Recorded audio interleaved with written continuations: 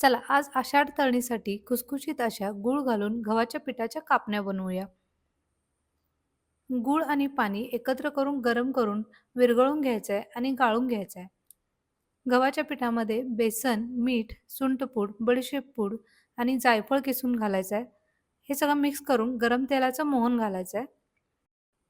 ह्याच्यामध्ये गुळाचं पाणी घालून पीठ मळून घ्यायचंय. पिठाला थोडा वेळ रेस्ट द्यायचा आहे. त्याच्यानंतर पिठाचा गोळा काढून तो लाटून घ्यायचा आहे.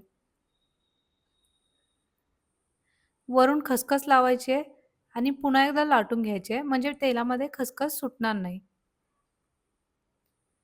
आणि ह्याच्या हव्या तशा आकारात कापणीने किंवा चाकूने कापण्या कापून घ्यायच्या आणि गरम तेलामध्ये मध्यम आचेवरती गोल्डन ब्राउन होईपर्यंत तळून घ्यायच्यात. तर तुम्ही आषाढ तळणीसाठी काय केलं? मला कमेंट बॉक्समध्ये नक्की सांगा.